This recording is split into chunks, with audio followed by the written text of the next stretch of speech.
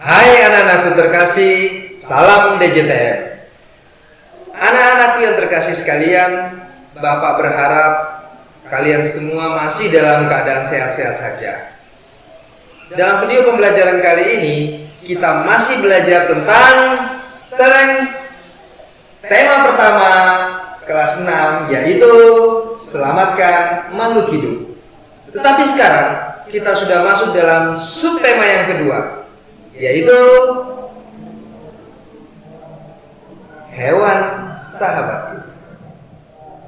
Kita sudah masuk pada subtema yang kedua, yaitu hewan sahabatku. Nah, sebelum kita mulai pembelajaran, apa saja yang harus kita siapkan? Yang pertama, kita perlu menyiapkan buku pulpena kita. Lalu kita perlu menyiapkan pensil, pulpen, dan buku untuk mencatat hal-hal penting yang ada dalam video pembelajaran kali ini. Baiklah, sekarang dalam video pembelajaran ini apa saja yang ada, apa saja yang akan kita pelajari? Coba kita lihat.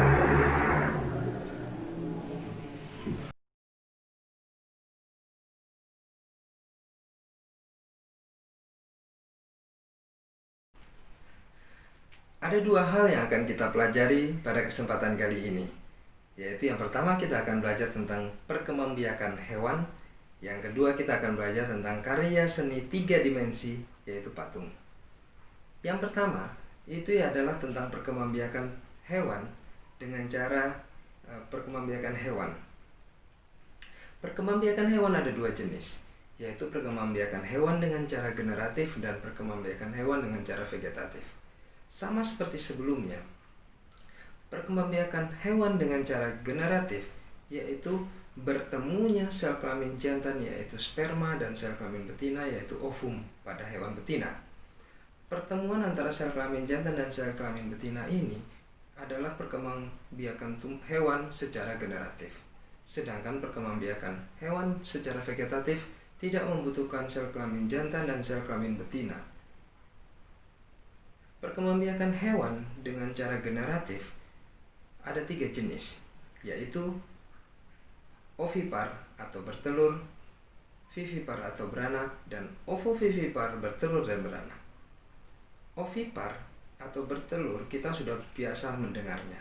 Ada banyak hewan yang ada di sekitar kita yang kita kenal berkembangbiak dengan cara bertelur atau ovipar.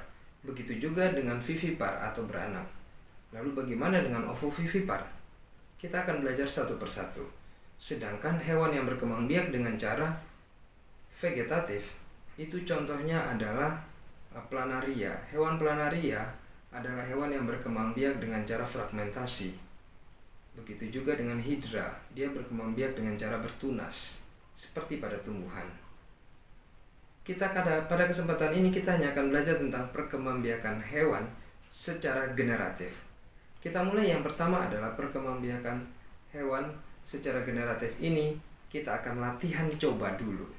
Anak-anak tolong perhatikan gambar-gambar berikut lalu coba ditebak nama hewannya dan cara berkembangbiaknya.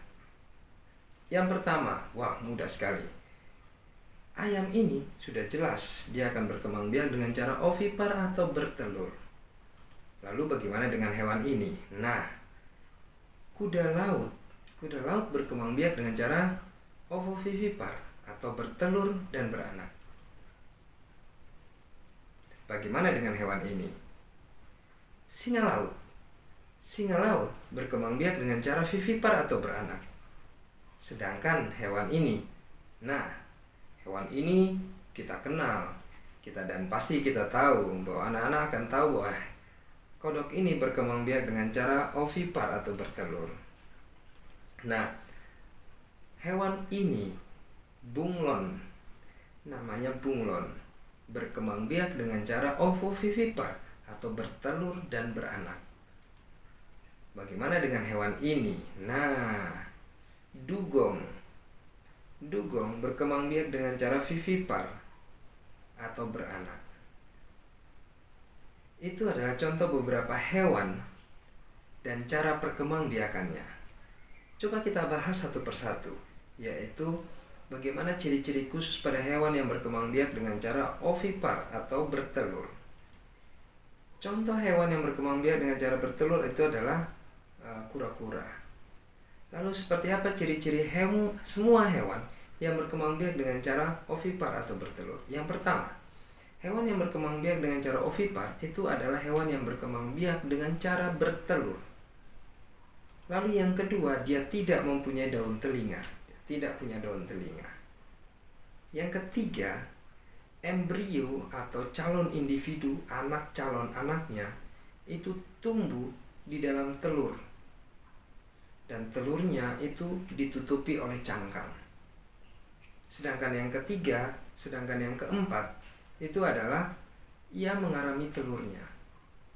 Jadi embrionya tumbuh di dalam telur dan telurnya itu berada di luar tubuh induknya. Nah, karena telurnya berada di luar induknya, maka hewan-hewan yang berkembang biak dengan cara bertelur itu pasti mengalami fase tahap yang disebut dia mengerami telurnya. Contohnya ayam tadi. Ya, contoh hewan yang berkembang biak dengan cara ovipar atau bertelur itu banyak. Anak-anak bisa menyebutkan banyak. Burung, ikan, beberapa hewan reptil dan katak itu berkembang biak dengan cara ovipar. Nah, berkembangbiakan hewan dengan cara ovipar artinya sel kelamin jantan yaitu sperma dan sel kelamin betina yaitu ovum yang dihasilkan oleh hewan jantan dan hewan betina. Sel kelamin jantannya dan sel kelamin betinanya harus bertemu. Pertemuan antara meleburnya dan pertemuan antara sel kelamin jantan dan sel kelamin betina itu ada dua jenis tempat pertemuannya. Yang pertama adalah di dalam tubuh yang kita kenal dengan sebutan internal. Pertemuan sperma dan ovum itu terjadi dalam tubuh. Banyak contoh hewan, hampir semua hewan yang berkembang biak dengan cara ovipar itu mengalami pembuahan secara internal. Sedangkan pembuahan yang terjadi secara eksternal itu hanya dimiliki oleh beberapa jenis hewan saja, misalnya katak dan ikan. Katak dan ikan mengalami pembuahan secara eksternal, artinya sperma dan ovum itu bertemu di luar tubuh. Lalu bagaimana ciri-ciri hewan yang berkembang biak dengan cara vivipar? Contohnya lihat. Hewan yang berkembang biak dengan cara vivipar itu yang pertama ciri-cirinya itu adalah ia berkembang biak dengan cara beranak atau melahirkan. Dan dia memiliki daun telinga. Tapi jangan salah, hewan yang berkembang biak dengan cara vivipar atau beranak itu embrionya itu mempunyai telur juga. Tetapi tidak memiliki cangkang dan embrionya itu ada di dalam tubuh induknya, tidak di luar. Dan tidak ditutupi oleh cangkang seperti ovipar atau bertelur. Ya, embrio atau calon individunya itu berada di dalam tubuh induknya, di dalam rahim induknya. Lalu yang berikutnya, kalau ovipar tadi, hewannya mengalami fase yang kita kenal dengan sebutan mengerami telurnya. Sedangkan kalau hewan yang beranak atau vivipar itu mengalami fase yaitu masa mengandung. Contohnya banyak, kelinci, sapi, lumba-lumba, ikan paus, kelelawar dan sebagainya. Ada banyak hewan-hewan di sekitar kita yang berkembang biak dengan cara melahirkan atau vivipar. Nah, yang ketiga ini pasti lebih penasaran lagi, yaitu ovovivipar, bertelur dan beranak. Kenapa bisa bertelur dan beranak? Ciri-cirinya yang pertama adalah hewan yang berkembang biak dengan cara bertelur dan beranak atau ovovivipar itu adalah dia bertelur. Jadi hewan ini dia bertelur, tetapi telurnya itu tidak keluar dari tubuh induknya, tidak dikeluarkan. Kemudian telurnya itu menetas lalu keluar dari tubuh induknya, tampak seolah-olah beranak. Jadi inilah yang dikenal dengan sebutan bertelur dan beranak. Ya, embrio tumbuh di dalam tubuh induknya, sama seperti vivipar. Kemudian hewan-hewan yang memiliki perkembangbiakan dengan cara ovovivipar ini tidak memiliki ciri khusus seperti hewan ovipar dan hewan vivipar lainnya. Contohnya banyak, misalnya ikan pari, kuda laut, platypus, dan contoh-contoh yang tadi sudah kita belajar pada sebelumnya. Nah, anak-anak coba lihat, hewan di sekitar kita itu bentuknya unik dan menarik. Karena bentuknya unik dan menarik, maka kadang beberapa hewan itu dibuat menjadi sebuah patung. Karena dia menarik, punya estetika, nilai seni yang tinggi. Nah, kalau kita lihat patung itu punya banyak kegunaannya. Karya seni patung adalah karya seni 3 dimensi. Artinya bisa kita lihat, bisa kita pegang, bisa kita raba, dan seterusnya. Nah, patung adalah karya seni 3 dimensi. Kemudian, dia biasa berbentuk hewan, berbentuk manusia, berbentuk tumbuhan, ataupun benda-benda yang ada di sekitar kita. Nah, patung ini ada beberapa kegunaan atau fungsi patung ini. Nah, fungsi patung yang pertama itu adalah sebagai sarana untuk beribadah untuk agama-agama tertentu. Jadi sekali lagi, patung berfungsi sebagai sarana beribadah, bukan berdoa kepada patung, tetapi sebagai sarana untuk beribadah pada agama-agama tertentu. Kemudian fungsi patung yang kedua adalah untuk mengenang jasa para pahlawan atau peristiwa bersejarah suatu bangsa. Misalnya monumen, patung pahlawan itu berfungsi untuk mengenang jasa para pahlawan atau mengenang suatu peristiwa tertentu. Fungsi yang ketiga adalah sebagai pelengkap konstruksi bangunan. Sedangkan yang keempat adalah penghias, berfungsi sebagai menghiasi bangunan, taman atau tempat-tempat lainnya. Nah, fungsi yang kelima adalah untuk dinikmati keindahan bentuknya. Kelima fungsi patung ini, satu yaitu sebagai sarana untuk beribadah. Yang kedua, untuk patung bisa juga berfungsi untuk mengenang jasa para pahlawan atau mengenang suatu peristiwa tertentu. Yang ketiga, pelengkap konstruksi bangunan. Sedangkan yang keempat, untuk menghias bangunan, taman, atau suatu tempat lainnya. Yang kelima, patung juga dibuat untuk kita nikmati keindahannya atau kita nikmati bentuknya. Nah, bagaimana caranya kita membuat patung? Untuk membuat patung kita butuh beberapa alat dan bahan. Nah, alat dan bahan harus sesuai.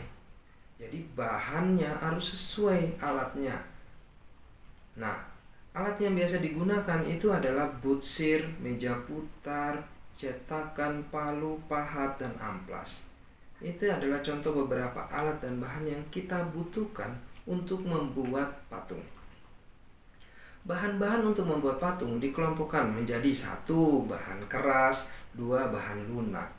Seperti apa contoh bahan lunak? Contoh bahan lunak itu adalah tanah liat, lilin, sabun, plastisin. Itu adalah contoh bahan lunak. Lalu bagaimana contoh bahan keras?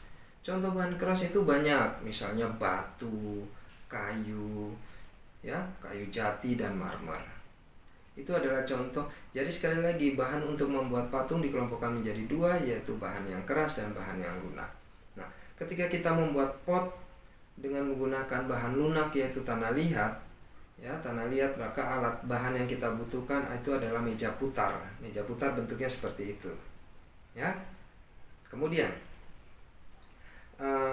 untuk membuat patung, nah kita membutuhkan teknik-tekniknya. Ya, teknik, cara, metode untuk membuat patung. Ya. Jadi untuk membuat patung kita sesuaikan dengan bahan yang kita gunakan. Setiap bahan itu mempunyai teknik-teknik tertentu, disesuaikan. Nah, ada beberapa teknik untuk membuat patung. Yang pertama adalah teknik membutsir. Teknik membutsir itu artinya teknik mengikis, memotong sedikit demi sedikit bagian bahan. Jadi bahan kita potong, kita kikis, kita hilangkan atau kita tambahkan sedikit demi sedikit dengan menggunakan alat butsir. Yang kedua adalah teknik memahat. Jadi memahat adalah sama menghilangkan sedikit demi sedikit dengan menggunakan alat pahat. Jadi sekali lagi membutsir, menghilangkan, mengurangi, menambah bahan dengan menggunakan alat butsir. Sedangkan memahat adalah menghilangkan atau mengurangi bahan sedikit demi sedikit dengan menggunakan alat pahat. Kalau membutsir biasanya digunakan untuk bahan lunak dan bahan keras juga bisa, sedangkan pahat hanya digunakan untuk bahan yang keras. Yang ketiga adalah mencetak. Yang ketiga adalah mencetak. Mencetak bisa juga dengan menggunakan bahan cairan, bisa dengan menggunakan alat cetak. Sedangkan yang mengkonstruksi adalah menyusun bahan sebagian demi sebagian. Misalnya dengan menggunakan pot bunga tadi, kita menyusun dari awal tahap demi tahap, mengkonstruksi, membentuknya seperti yang kita inginkan. Itu contohnya adalah konstruksi. Nah, ini adalah contoh memahat. Nah, membuat patung dengan teknik memahat. Membuat patung dengan teknik memahat membutuhkan alat bahan yang keras seperti kayu atau batu. Alat yang biasa digunakan itu adalah pahat dan palu yang biasa digunakan. Lalu bagaimana dengan setelah kita membuat patung, kita perlu merancang patung itu. Jadi agar kita tahu patung yang kita mau itu bentuknya seperti apa, jadi kita perlu merancang patungnya. Merancang patung butuh beberapa tahapan dalam membuat perancangan. Tahapannya yang pertama adalah kita buat sketsanya dulu. Jadi kita buat sketsanya, bentuknya seperti apa. Kemudian yang berikutnya adalah kita harus pandai dan terampil memilih alat dan bahan yang sesuai. Jadi kalau kita menggunakan bahan yang keras, maka kita membutuhkan alat pahat dan palu. Disesuaikan alat dan bahannya. Yang ketiga adalah memilih teknik pembuatan yang sesuai. Kita sudah buat sketsanya, kita pilih alat dan bahan yang cocok, kemudian kita memilih teknik yang sesuai dengan alat dan bahan yang kita siapkan tadi. Nah, demikian pembelajaran kita pada kesempatan ini. Beberapa tugas nanti akan disampaikan di dalam classroom. Selamat belajar, salam sehat selalu, salam DJTM.